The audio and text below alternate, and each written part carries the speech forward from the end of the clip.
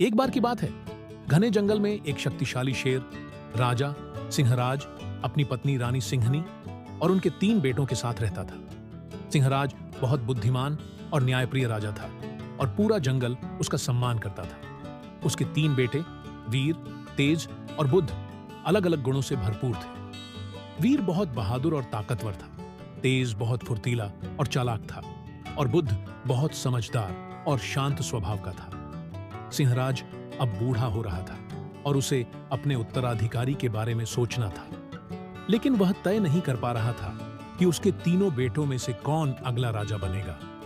एक दिन सिंहराज ने अपने तीनों बेटों को बुलाया और कहा, मेरे प्यारे बेटों, मैं अब बूढ़ा हो गया हूं। मुझे जंगल के लिए एक नए राजा की जरूरत है।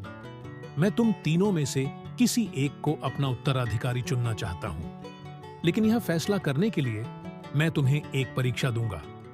सिंहराज ने आगे कहा, जंगल के बीचों बीच एक पुराना बरगद का पेड़ है। उस पेड़ की जड़ों में एक गुफा है जिसमें एक रहस्यमयी मणि छुपी हुई है। जो भी उस मणि को लेकर सबसे पहले यहां पहुंचेगा वही अगला राजा बनेगा। तीनों भाई इस चुनौती को स्वीकार करने के लिए तैयार हो गए। अगले दिन सुबह होते ही वीर, तेज और बुद्ध ने अपनी यात्रा शुरू की। वीर ने सोचा, मैं सबसे ताकतवर हूं, मैं जल्दी से जाकर मणि ले आऊंगा।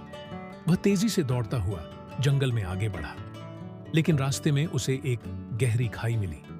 वीर ने अपनी ताकत से खाई को पार करने की कोशिश की, लेकिन वह असफल रहा। वह वहीं फंस गया।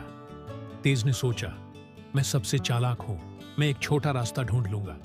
उसने जंगल के घने रास्तों में छोटे छोटे रास्ते ढूंढे, लेकिन वह रास्ता भटक गया और एक गहरी नदी के किनारे खड़ा हो गया। उसने नदी पार करने की कोशिश की, लेकिन पानी का बहाव तेज था और वह डर गया। बुद्ध ने सोचा, मैं सबसे समझदार हूं, मैं धैर्य से काम लूंगा। उसने पहले जंगल का नक्शा याद किया और फिर धीरे धीरे आगे बढ़ा। रास्ते में उसे एक बूढ़ा कछुआ मिला। बुद्ध ने उससे पूछा, क्या आप मुझे बरगद के पेड़ का रास्ता बता सकते हैं? कछुए ने मुस्कुराते हुए कहा, बेटा, तुम्हारी विनम्रता और समझदारी देखकर मैं तुम्हें रास्ता बताऊंगा। कछुए ने बुद्ध को सही रास्ता दिखाया और बुद्ध बिना किसी परेशानी के बरगद के पेड़ तक पहुंच गया।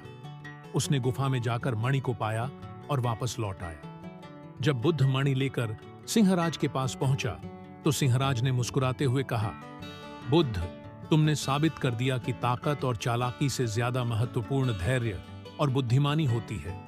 तुम ही इस जंगल के अगले राजा बनोगे।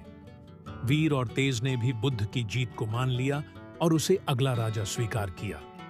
बुद्ध ने अपने पिता की तरह न्यायप्रिय और बुद्धिमान राजा बनकर जंगल को खुशहाल बनाया।